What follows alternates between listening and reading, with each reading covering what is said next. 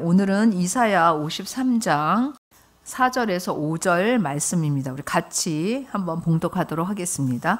그는 실로 우리의 질고를 지고 우리의 슬픔을 당하였거늘 우리는 생각하기를 그는 징계를 받아서 하나님께 맞으며 고난을 당한다 하였노라. 그가 찔림은 우리의 허물을 인하며 그가 상함은 우리의 죄악을 인함이라.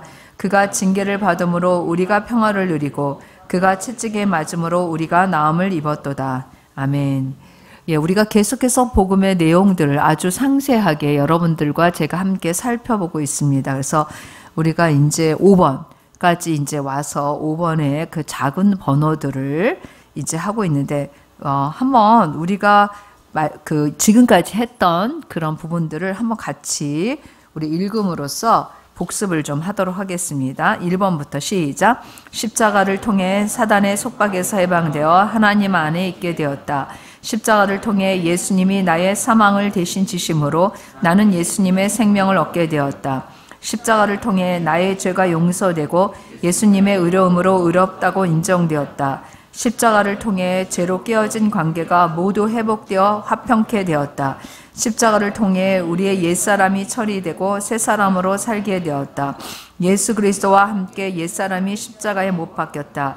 예수님께서 옛사람의 산물을 처리해 주셨다. 예수님이 저주가 되므로 우리는 축복을 받게 되었다. 예, 여기까지 우리가 했습니다. 그쵸? 그래서 우리가 이미 우리는 저주 아래 있지 않고 축복 안에 있다라는 거. 그러나 죄로 말미암는 저주가 인간에게 미치는 영향에 대해서 얼마나 그 하나님의 깨어진 관계에서 인간이 죄로 말미암아 타락하게 되는지, 그리고 그 타락의 결과가 무엇인지에 대해서 신명기 28장을 통해서 우리가 자세히 살펴봤습니다. 그래서 여러분들이 제가 말씀드렸지만 신명기 28장의 축복과 저주를 보면서 3.5배나 달하는 이 저주를 무서워하거나 두려워하는 게 아니라 이미 우리는 그것으로부터 자유케 되었고, 혹시 내 안에 어떤 문제가 있어도 이제는 그리스도 안에서 그것을 해결할 수 있는 그러한 예수 그리스도 안에 라는 것이 중요하다라는 얘기를 여러분들한테 말씀드렸습니다. 그쵸? 그래서 우리가 사실 얼마나 놀라운 이 은혜 가운데 있는지, 그렇지만 우리가 아직까지 국가나 지역이나 가정이나 나 개인이 아직까지 예수 그리스도 안에 있어서 그 모든 것을 자유케 되는 그 특권을 얻고 있는데, 그걸 가지고 있는데 그것을 사용하지 않아서 내가 묶인 것이 있을 수 있다 없다? 있다. 그래서 그것을 우리가 되찾아오는 것, 예수 그리스도로 말미암아 되찾아오는 게 뭐라 그랬어요? 영적 전쟁이다라는 얘기를 했죠. 그래서 그것은 개인뿐만 아니라 크게는 모든 인류에 이르기까지, 전 세계에 이르기까지 이런 영적 전쟁이 필요하다. 그래서 영적 전쟁은 우리가 사실은 예수 그리스도 안에서 가지고 있는 이 자유케 된 저주로부터 자유케 된 것들에 대해서는 자유를 선포하고, 또 하나님 안에서 갖게 된 축복은 우리가 얻음으로 사람들에게 그것들을 선한 영향력으로 공유하고 나눠주는 것. 그것을 다른 믿지 않는 사람들에게 선한 영향력을 주는 것이 바로 그리스도인의 삶이라고 할 수가 있습니다. 그래서 사실 우리가 생각해 보면은 여러분들과 저는 굉장히 행복한 그런 진짜 예수 그리스도 안에 있다라는 게 얼마나 이 놀라운 큰 축복인지를 그냥 내가 예수 믿고 천국 가 그 정도가 아니라 현재 나의 삶에, 그리고 나의 가정에, 그리고 내가 사는 지역에, 그리고 내가 내가 우리 민족이라고 부르는 대한민국에, 그리고 전 세계 왜 복음이 그렇게 영향력이 있는지, 왜 복음을 꼭 전해야 되는지에 대한 이유를 또 어떻게 한편으로 우리에게 가르쳐주고 있는 말씀들입니다. 이해되셨죠? 그래서 여러분들 사실 지금 현대인들이 앓고 있는 질병이나 그런 어떤 속박들이 그저 그냥 살다 보니까 사람들이 갖게 된 질병이 아니라 어디로부터 오는 거예요? 하나님과의 관계에서 불순종한 불순종으로 인해서 죄로부터 오는 것들이라는 걸 제가 말씀을 드렸습니다. 그래서 여러분들이 그러한 것들을 끊을 수 있는, 그리고 그런 것들을 이제 그러한 사람들을 자유케 할 수 있는 특권도 여러분들이 갖고 있는 것을 우리가 이제 살펴보았죠. 그래서 지난주에 제가 여러분들한테 각각 우리가 이 말씀을 듣고 기도하는 시간이 너무 짧아서 기도 못했지만 각각 자기 개인 기도 시간에 좀 이 저주에 혹시 묶인 것들이 있는지, 아직까지 내가 이미 나는 그리스도 안에서 축복된 존재고 저주로부터 자유케 됐는데 그것을 사용하지 않아서 아직까지 내가 묶인 것이 있다면 돌아보고 그것들을 여러분들이 처리하면 좋겠다고 제가 말씀을 드렸잖아요. 한 사람 이렇게 손 들어보세요. 네, 내리세요. 사실 우리가 이런 일들을 그러니까 이런 기도를 해야 되는 이유는 사실은 여러분, 말씀은 하나님이 살아있고 말씀 자체가 하나님이 역사하시는 힘이에요. 그러니까 말씀을 들었을 때 그 말씀이 내 안에 살아있을 때 내가 하는 기도하고 내가 그냥 중언부언하면서 자유케 해주세요 이 기도하고는 천지 차이라는 걸 알아야 돼요. 여러분들과 저는 제가 지난주에 말씀드렸지만 이미 하늘나라에 속한 사람들이에요. 정말 예수 그리스도를 믿는다면, 예수 그리스도를 구세주와 주인으로 모셨다면 여러분과 저는 이미 뭐예요? 하늘나라에 속한 자들이에요. 그게 성경 에베소서 2장에 써 있어요. 그래서 우리는 어디를 가든지 열린 하늘문을 가지고 다니는 사람들. 열린 하늘문이라는 건 뭐예요? 내가 땅에서 매면 하늘에서도 매이고, 내가 땅에서 풀면 하늘에서도 풀어지는. 그러니까 뭐냐면 내가 이 땅에 살고 있지만 내가 하나님 아버지께 기도하는 그런 것들이 그냥 무효로 공수표가 되는 게 아니라 하나님께서 뭐예요? 그것을 이루어 주신다는 의미예요. 얼마나 놀라워요. 그러니까 여러분들이 어디를 가든지 여러분들은 열린 하늘문 아래 있는 사람들인 거예요. 그러니까 예를 들어서 제가 여기 이 지금 성전에 있잖아요. 여러분들과 함께. 그러니까 우리에게는 하늘문이 열려 있어요? 안 열려 있어요? 열려 있어요. 우리에겐 열린 하늘을 우리가 갖고 있는 거예요. 우리가 어느 곳으로 이동해도, 제가 집에 가든지 어느 곳에 이동하든지 제게는 하늘문이 닫혀 있는 게 아니라 성경적으로 보면 열린 하늘문 안에 있는 사람인 거예요. 그래서 어느 장소에 가든지 기도하면 하나님께서 그 장소에 임재하시고 나를 지켜주시고 보호하여 주시고 역사하시는 걸 말하는 거예요. 열린 하늘문이라는 걸. 이해됐어요? 네. 그러니까 우리가 그래서 두려움을 가질 필요가 없다라고 제가 여러분들한테 말씀을 드렸잖아요. 왜냐하면 우리에게는 뭐예요? 열린 하늘문을 가지고 있는 자들이라는 거예요. 그래서 예를 들어서 제가 이제 가게를 운영한다. 그러면 내 가게는 세상에서 그냥 하나의 햄버거 집이 아니라 하나님이 역사하실 수 있고 하나님이 통치하실 수 있고 하나님이 그곳에 임재하실 뿐만 아니라 하나님께서 운영하실 수 있는 하나님의 그러한 사업으로서 하나님 나라가 함께하는 그러한 장소가 될 수 있는 거예요. 왜? 내가 그 가운데서 내가 오너기 때문에, 내가 주인이기 때문에. 무슨 얘기인지 알겠죠? 그래서 여러분들이 어디를 가든지 이 복음의 놀라운 이런 기초적인 건데, 이거는 이런 것들을 잊어버리지 않고 있어야 돼요. 예를 들어서 내가 회사에 갔어요. 우리 학생들한테는 상관이 없지만 내가 학교에 있어요. 뭐 회사에 있어요. 어디를 있든지 나에게는 그곳이, 회사라는 그냥 볼 때는 회사이든지 병원이든지 학교이든지 그 어느 곳이든지 나에게는 뭐예요? 하나님이 그곳에 임재하실 수 있고 역사하실 수 있고 내 기도를 들으시고 하나님께서 일하실 수 있는 뭐예요? 장소가 된다라는 게 열린 하늘문이라는 의미예요. 이해됐죠? 그게 막혀있지 않다라는 거예요. 그래서 여러분들이 그러한 그 축복 가운데 있을 뿐만 아니라 이미 우리가 저주를 해결하는 게 아니라 이미 예수 그리스도가 십자가에 못 박히시고 부활하셨을 때 우리의 저주는 이미 처리됐어요.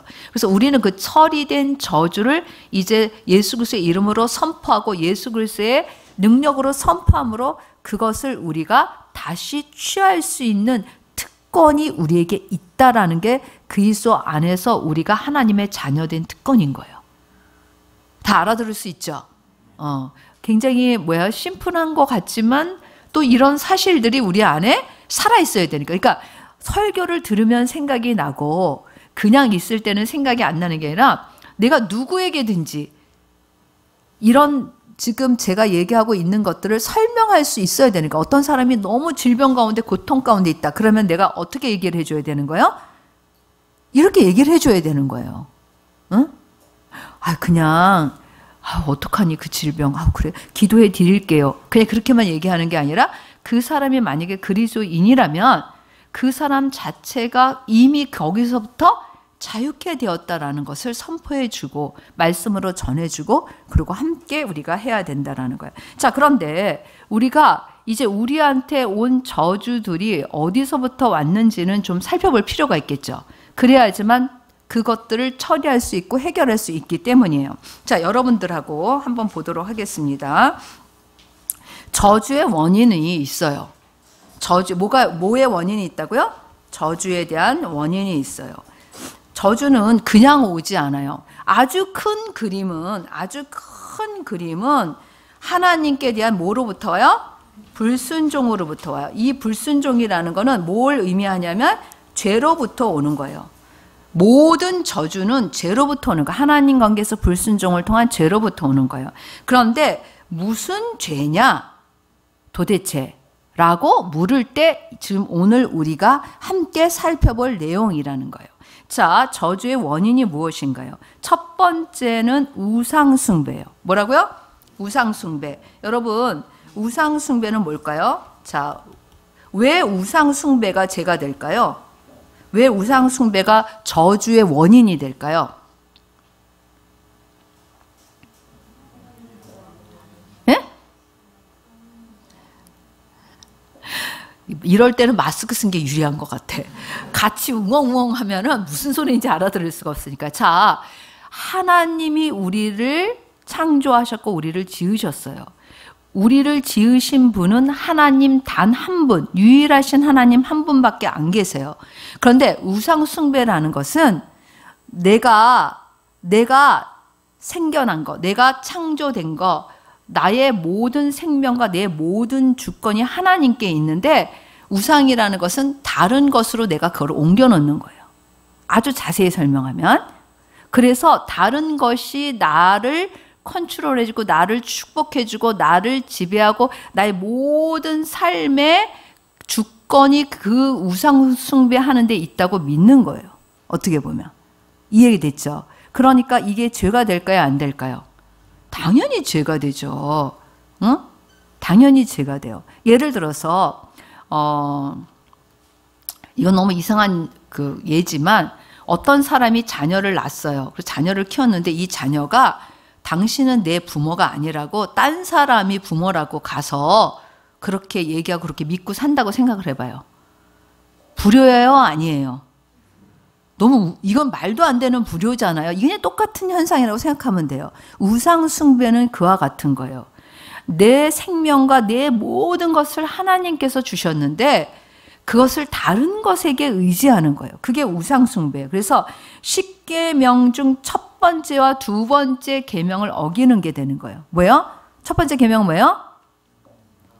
나 외에 다른 신을 섬기지 말라. 두 번째는 너를 위하여 우상을 만들지도 말며 그 앞에 절하지도 말라. 이 첫 번째와 두 번째를 어기는 거니까 하나님 밖에 안 계시는데 하나님 외에 다른 것이 바로 나의 것들을 주관할 수 있도록 내가 내어주는 거가 되기 때문에 이거는 저주가 될 수밖에. 왜냐하면 하나님 앞에 불순종이 되고 뭐가 되는 거야? 죄가 돼요. 이스라엘 백성들이 참으로 많은 죄를 졌지만 이스라엘 백성들이 하나님 앞에 그렇게 오랫동안 그런 그 저주가 임하고 그랬던 가장 큰 게 뭘까요? 이 우상 숭배예요. 가나안 땅에 들어갔을 때 뭐야? 그 땅에 있는 사람들이 섬기던 신들을 섬겼어요. 또 하나는 애굽에서 가져갔을 때 중간에 모세가 40일 동안 시내산에 올라가 있는 동안에 뭐 했어요? 금송아지 만들어가지고 막 그 금송아지가 우리를 저기 한다고 막 했잖아요. 그게 왜 그러냐는 거예요. 눈에 보이지 않으니까 하나님은 어떤 것으로도 형상을 만들 수 없어요. 우리가 이게 하나님이 다 만드신 세상인데 여러분 이성적으로 생각해도 그러잖아요. 하나님이 만드신 세상인데 이 세상에 어떤 것으로 하나님을 표현할 수 있겠어요? 표현할 수 있다라는 게 이상한 일인 거예요. 우리는 막 나무 앞에 가서 예전에 보면 아직도 기억에 선명한데 제가 어렸을 때는 어쨌든 그 동네에 큰 나무가 있으면 거기에 새끼줄 같은 거를 쳐놓고 그 이렇게 하여튼 색동 모 같은 걸 쳐놓고 사람들이 거기 가서 빌고 그 다음에 제가 어렸을 때는 진짜 못 사는 사람들이 많았는데 자식 잘 되라고 그 밤에 냉수 한 그릇 떠놓고 빌고 뭐 이런 거 많이 했어요. 지금은 적어도 그런 건 안 하잖아요. 냉수 한 그릇 떠놓고 막 빌고 그때는 뭔가 없는 거예요. 드릴 것도. 그러니까 이제 그렇게 많이 했는데 그래서 우상 숭배는 왜 죄가 되는지 분명히 알아야지 되는 거예요. 그래서 사실 오늘날로 보면 우상 숭배가 하나님과 재물을 겸하여 섬길 수 없다고 말씀하세요. 이 재물을 왜 재물을 섬기는 것이 죄가 될까? 원래 물질은 중성이어서 선한 것도 악한 것도 아니에요. 어떻게 그것을 사용하느냐가 문제가 되는 거지 돈 자체가 악해요. 물질은 악해. 그건 아니에요, 우리는. 자, 그러면 왜 어떨 때 이게 죄가 되는 걸까요? 하나님과 재물을 겸하여 섬기지 못한다는 이 표현을 잘 보세요. 뭐예요? 하나님처럼 돈으로 뭐예요? 돈이 나의 모든 것을 해줄 수 있다라고 믿을 때라는 거예요. 이해됐어요? 돈에게는 생명이 없어요. 그러나 자, 사단이 이 돈을 가지고 그 사람을 좌지우지하면 이 사람이 그걸 믿으면 이 사람은 누구에게 속한 거예요? 사단에게 속하게 되는 거예요. 돈 자체는 죄가 아니에요, 여러분. 그래서 예를 들면 그리스도인들이 돈은 죄야. 안 돼, 안 돼. 돈은 만지면 안 돼. 돈은 절대로 가지고 있으면 안 돼. 그건 아니라는 거예요. 무슨 얘기인지 알겠죠? 자, 그래서 이 우상 숭배 또 오늘날에 보면은 그리스도인에게 있어서 두 마음은 죄가 돼요. 두 마음. 왜? 한 마음이어야 된다. 하나님 오직 한 분만을 섬겨야 되는데 내 마음에 하나님처럼 의지하는 어떤 다른 거는 죄가 되는 거예요. 예를 들면 내 마음에 하나님보다 자식이 우선이다. 그것도 하나님 앞에 두 마음이에요. 내 마음에 나는 무조건 부모님이 먼저다. 이것도 부모님을 공경하라고 말씀하시지만 부모님이 하나님의 위치에 같이 있는 거는 죄가 되는 거예요. 무슨 일인지 알겠죠? 자, 그 다음에 거짓 종교와 그다음에 뭐가 있어요? 거짓 종교와 비밀단체. 그러니까 거짓 종교, 오늘날 하면은 거짓 종교 많이 있죠. 그리고 그런 거짓 종교라는 것은 하나님 외에 다른 것을 섬기게 하는 것들이에요. 즉 오늘날에 보면 비밀단체이기도 하지만 비밀단체가 아니어도 예를 들면 여러분 단이라는 것도 있고 우리나라도 많은 그 미신으로부터 오는 많은 종교들이 있어요. 요새는 세련되게 여러 가지가 포함되는데 제가 이제 이거는 이제 직접 들은 건데 어떤 분이 단학이라는 거를 이제 건강을 위해서 하신 거예요. 응? 그래서 집에 이렇게 피라미드 있죠.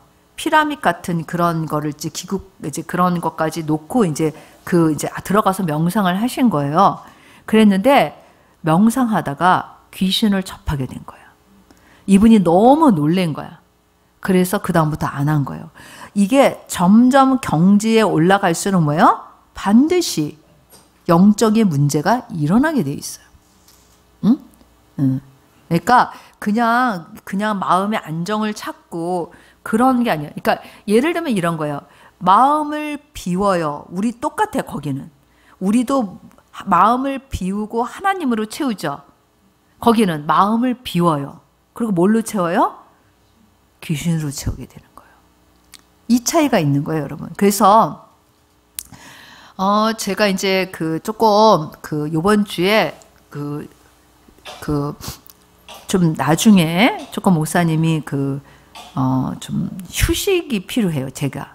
그래서 이제 휴식을 할 수 있는 장소를 찾으려고 어디를 한 군데 갔었어요. 조사해 보려고. 근데 장소는 되게 좋은데 그 장소는 좋지만 거기가 추구하는 것은 이런 뭐예요? 명상. 이 동굴도 있더라고. 동굴 속에 들어가서 뭐 하는 거예요? 그런 명상하는 거예요. 그 다음에 뭐 서원 그런 이제 그러니까 그래서 그 장소는 굉장히 좋지만 거기에 오는 사람들이나 거기서 추구하는 것은 이런 어떤 귀신이 주는 안정감인 거예요. 자, 그러면 아무리 장소가 좋아도 제가 거기에 갈까요? 안 갈까요? 안 가죠. 당연히 안 가요. 어? 영적으로 거기 가서 쉬어야 되는데 영적으로 가서 막 전투하고 있다가 못하러 거기 가서 그래요. 그쵸? 응? 그러니까 참 그런 걸 보면서 제가 어떤 생각이 드냐면 기독교적으로 진짜 왜 선교사님들이나 조금 지쳐서 쉴 수 있는 정말 우리나라는 그런 데가 많지가 않아요. 시설이. 응? 좀 어디 가서 쉬려고 그래도 좀 뭐라 그럴까 영적으로 좀 근데 기도원은 좀 틀리잖아요. 기도원은 진짜 기도원 외에는 갈 데가 없는 거예요. 근데 기도원은 조금 뭐라 그러나 그 뭐랄까 릴렉스 할 수 있는 그런 장소는 아닌 거예요. 어떤 면에서. 그래서 이제 다른 장소를 좀 보는데 그래서 와, 제가 이렇게 방문하고 나서 어떻게 거기에 오는 사람들하고 그 장소에 갔었을 때 어떤 것이 느껴졌냐면 장소는 굉장히 좋은데 시설은 굉장히 좋은데 영적으로 너무 센 곳인 거예요. 응? 제가 개인적으로 느낀 거예요. 그래서 와, 이게 많은 사람들에게 오히려 많은 사람들이 거기 가서 쉼을 얻는다고 하는데 되려 쉼을 얻는 게 아니라 훨씬 더 나빠져서 오게 돼 있어요. 잠시 쉼이겠지. 그래서 그런 걸 생각하면서 원래 목사님이 가지고 있는 비전 중에 하나는 치유센터예요. 잘 기억했다가 나중에 져줘요. 치유센터예요. 제가 원래 기도 사역을 오랫동안 했기 때문에 정말 홀리 가이드로 치유하는 그런 센터를 갖기 원하는 것이 30대부터 제가 가지고 있는 비전 중에 하나예요. 그래서 정말 다시 한번 생각하게 됐어요. 하나님 정말 만약에 하나님 제가 좀 근데 벌써 나이가 60이네. 그러니까 어떨지 모르지만 하나님이 그런 기회를 주시면 진짜 기독교적으로 쉼이 될 수 있는 그런 곳을 해보고 싶어요. 노년에. 그러니까 여러분들이 성부가 돼서 그거를 좀 해줄 수 있으면 좋죠. 그쵸? 뭐 목사님이 돈을 벌 수 있는 건 아니니까. 이해됐어요? 그래서 우리가 그러니까 거짓 종교와 비밀 단체가 요새는 굉장히 많아요. 우리가 모르는 것도 많아요. 이것도 다 뭐가 돼요? 저주의 원인이 된다라는 건. 그리고 구약 시대 때도 있었을까 없었을까? 있었어요. 뭐 다 여기서 얘기할 수는 없지만 신약 시대도 있었을까 없었을까? 있었어요. 예. 뭐 우리가 지금 거짓 종교와 비밀 단체를 뭐 있어서 이런 거를 공부할 필요는 없지만 이제 그런 것들이 저주의 원인. 또 하나는 부모에 대한 그릇된 태도예요. 이거는 조금 살펴볼 필요가 있어요. 뭐라고요? 부모. 여러분, 부모와 나중에도 나뉘지만 건의자가 저주를 하면 그 저주가 임하게 돼 있어요. 저주는 말이라고 얘기했죠. 말에는 그치 힘이 있다 그랬잖아요. 그래서 부모에 대한 그릇된 태도, 부모에 대한 그릇된 태도야. 무조건 부모에 대한 게 아니라. 그래서 왜냐하면 내 부모와 내 아버지와 어머니를 공경하라. 이것이 약속 있는 첫 계명이니 이로써 내가 잘되고 땅에서 장수하리라. 이렇게 말씀하셨단 말이에요.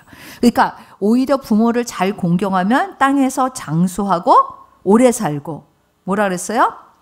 잘 된다고 말씀하셨는데 왜 이렇게 부모를 말씀하셨을까? 왜? 왜 부모의 여러분 10계명 중에 그 4번째까지는 하나님과의 관계에서지만 5번째 첫 번째 나오는 계명이 뭐예요? 내 부모를 공경하래요.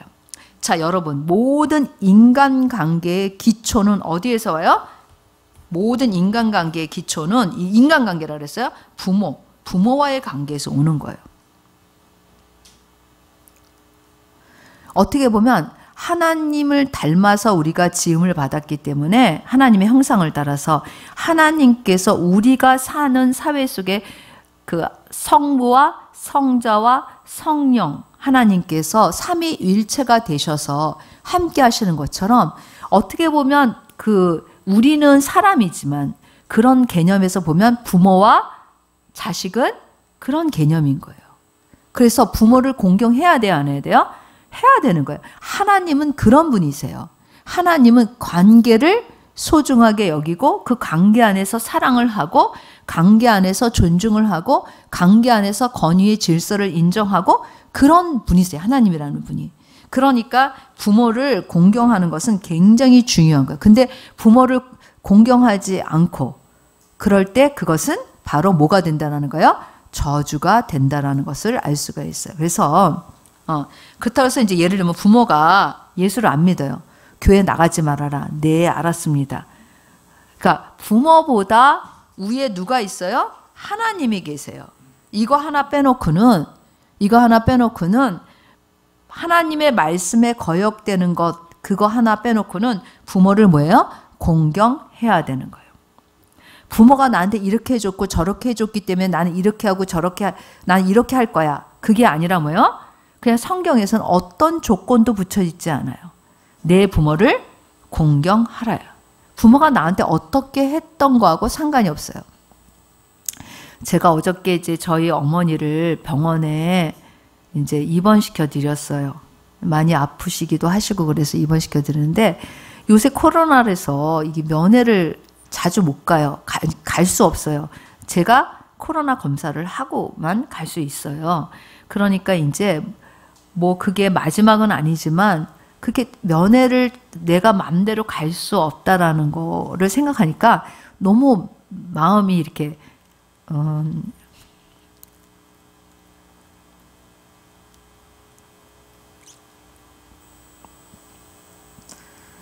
이렇게 찡하더라고요. 그러면서 무슨 생각을 하게 되냐면 굉장히 두 가지를 생각하게 됐어요. 사람은 언젠가는 정말 죽는다는 걸 알았지만 이렇게 시간이 우리 모두도 그런 순간이 온다라는 것 하나 하고 그리고 참 부모에 대해서 여러 가지를 다시 좀 이렇게 생각하게 되는 거예요. 그래서 이제 늙어서 이제 나이가 많으셔서 정말 자기 몸 하나도 제대로 못 가누는 그 부모님한테 참 하나님이 왜 부모를 공경하라고 하셨는지 어떤 면에서 그 이유를 알 수 있는 것 같은 그런 이제 생각을 많이 하게 됐어요. 그리고 또 참 부모는 되게 소중하잖아요. 그렇죠? 그래서 우리가 최선을 다해서 부모를 공경하는 것이 정말 하나님이 기뻐하시는 일이 왜 하나님이 기뻐하시는 일인지를 또 다시 한번 생각하는 그런 시간이 되었습니다.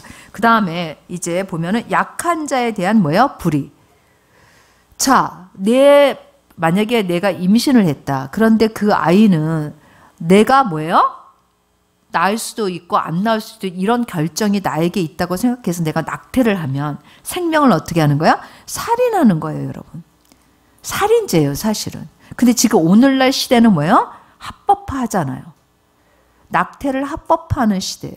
이거는 생명의 경신 거예요. 생명을 귀하게 여기지 않는 거예요. 그러니까 이런 낙태나 이런 것들이 하나님 앞에 저주의 원인이 된다라는 것을 그래서 예전에 보면 옛날 어른들은 돈이 없고 못 먹고 못 살았어요. 근데 피임이라는 걸 아기를 안 갖게 조심하는 피임이라는 게 잘 없었었고 교육도 못했었어요. 그래서 사실 제 윗세대에 있는 분들은 거의 낙태의 경험이 있는 거예요. 애가 많으면 너무 먹기 살기 힘드니까 애가 생겼을 때 낙태를 하나, 둘 이 정도를 경험하신 분들이 굉장히 많은 거예요. 그래서 제가 아직도 기억이 나는데 부흥사 목사님들이 오셔서 막 이제 어떤 거 죄를 회개할 때 대부분 여자분들은 우리 여자 성도들은 자기가 그 낙태한 거에 대한 거를 하나님이 기억나게 하시더라고. 그래가지고 그거를 회개하시는 거를 많이 봤어요. 지금은 애들이 회개를 안 해. 그거 회개해야 되는 거예요, 사실은.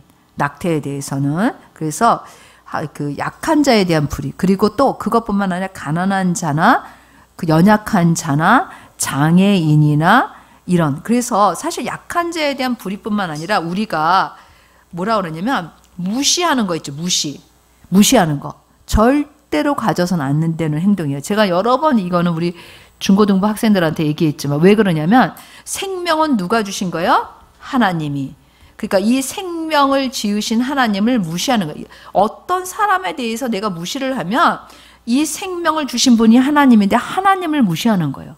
그래서 고아와 가부를 돌보면 하나님께 뭐야? 꾸어드리는 거라고 말씀하시잖아요. 그 사람을 하나님께 꾸어드린 거니까 하나님이 그 사람에게 복을 주신다고 말씀하는 거예요. 성경에는. 그 다음에 이제 반유대주의도 여러분 저주의 원인이 돼요. 유대 민족은 여러분 우리가 좋다 싫다를 떠나서 뭐예요? 축복받은 하나님의 뭐예요? 백성이에요. 여러분 그게 지금 이제는 다 무효야. 아니에요. 여러분 이스라엘 백성은 특별한 민족이에요. 아니에요? 특별한 민족이에요. 축복받은 민족. 그래서 반유대주의 그래서 우리가 구약을 보면 그 이스라엘 백성들에 대해서 해를 끼친 옆 나라들 심판받아요? 안 받아요? 다 심판받아요. 예. 그래서 여러분들이 그것도 여러분들이 잘 알아야 돼요. 그 다음에 자신이 뭐예요? 내뱉은 말. 자신이 내뱉은 말. 자기 스스로가 저주를 부르는 거. 예를 들면 아주 있잖아요. 굉장히 간단한 거지만 나 못해. 싫어. 난 이건 할 수 없어. 나는 그렇게는 생각할 수 없어. 뭐 이런 것들, 이런 말 다 여러분 자기 스스로가 막 자기한테 저주를 부르는 거예요. 제안을 하는 거예요. 나 못해 그러면 못하는 사람이 되는 거고, 나는 그 정도는 너무 커서 못해 그러면 맨날 이 조그만 사이즈로 사는 거고, 이런 거예요. 응? 나는 인간관계는 잘 못해. 이러면 뭐예요? 그 사람한테는 인간관계가 잘 될 수 있는 일이 일어나지 않아요. 내가 예를 들어서 사업을 하는데 난 돈 버는 재주는 없어요. 이러면 어떡할까? 돈을 벌 수 없게 되는 거지, 그냥. 응? 아우, 나는 부지런하는 거 싫어. 아우, 나는 그냥 적당한 게 좋다고 생각해. 그럼 뭐예요? 부지런한 사람이 안 되는 거예요. 부지런한 사람이 안 되면 여러분 있잖아요. 성실하고 관련이 있고 성공할 수 없어요. 어떤 진짜 모든 거의 기초가 성실이에요. 성실하신 하나님 나오잖아. 성실이 없는 사람은 그냥 시작이 안 돼. 그냥 시작이 안 된다고 생각하면 돼. 그렇기 때문에 뭐 성실 속에 부지런함이 속하는 작은 거지만 큰 거예요, 작은 거예요? 큰 거예요. 그래서 나는 있잖아 룰 같은 거 싫어. 룰 지키는 거 아주 난 딱질색이야. 이러면 뭐예요? 항상 사이드로 사는 사람이 되는 거예요. 질서와 룰을 지켜야 돼, 안 지켜야 돼요? 지켜야지 되는 거예요. 그래서 그 자신에게 내뱉은 말 중에 자기가 하는 말을 잘 생각해 봐야 돼.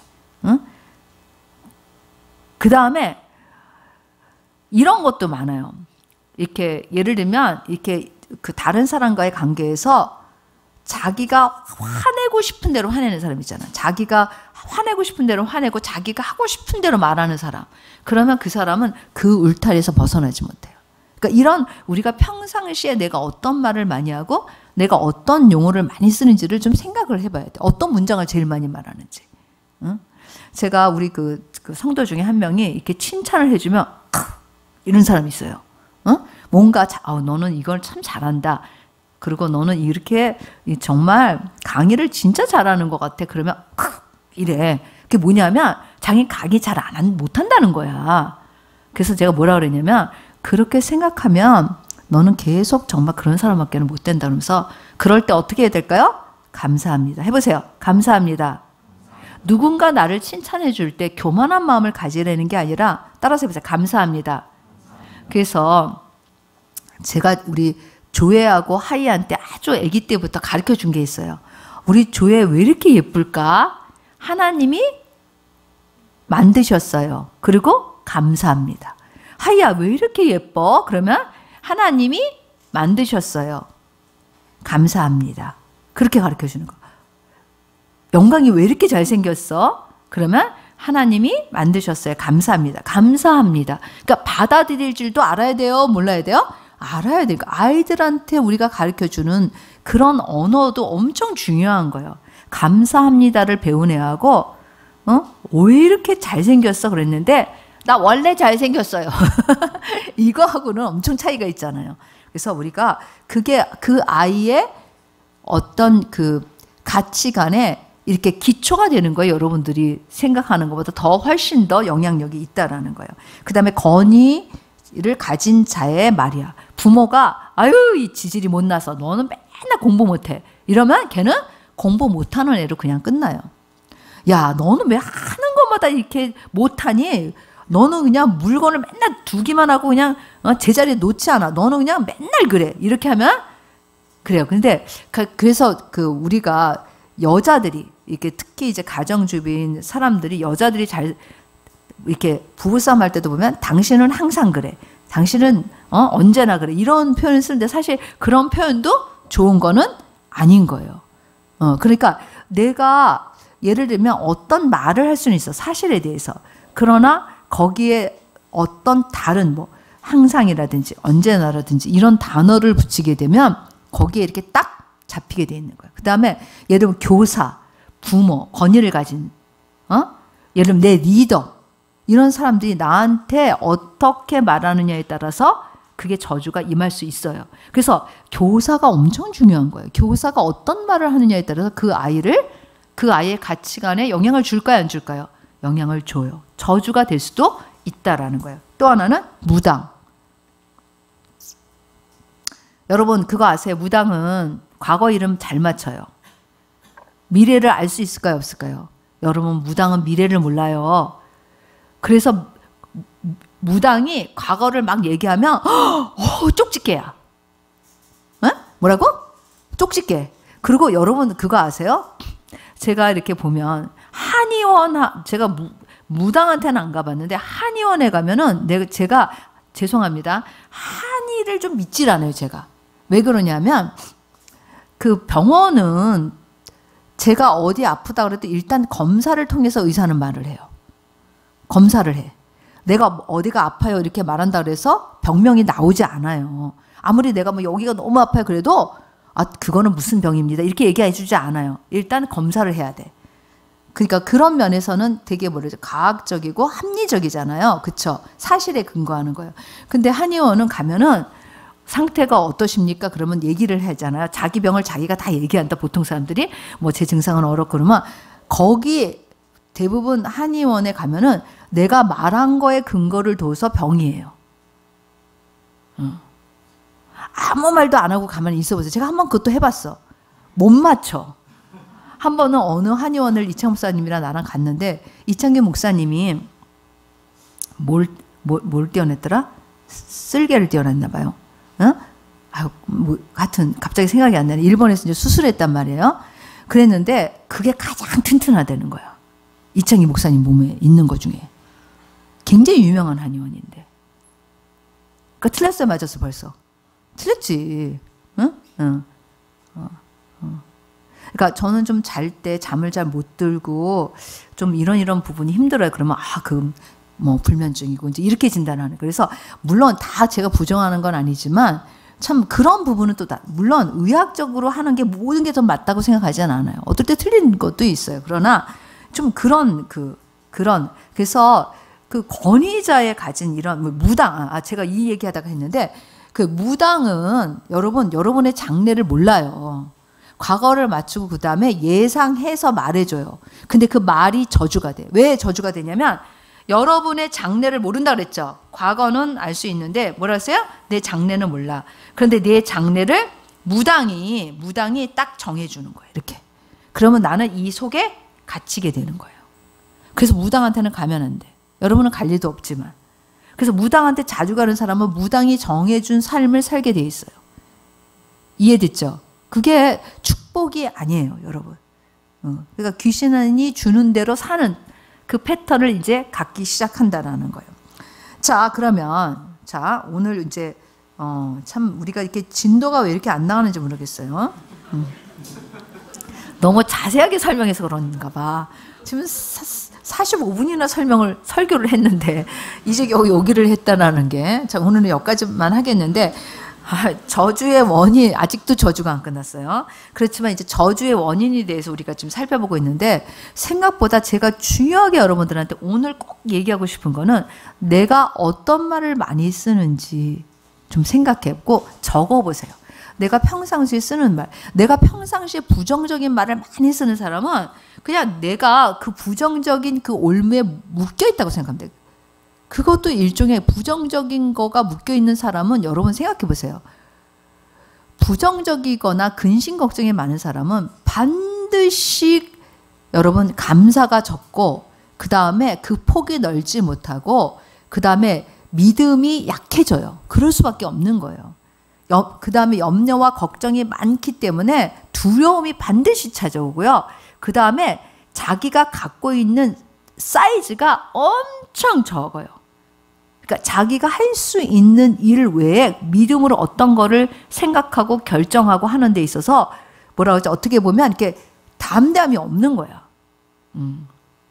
그래서 내가 쓰는 언어 중에, 내가 말하는 것 중에 정말 어떤 말이 제일 많은지 그게 되게 중요해요. 그래서 저는 우리 교회에 우리 이제 중고등부가 이 3명밖에 안 되지만 요 3명이 성격이 다 틀려요.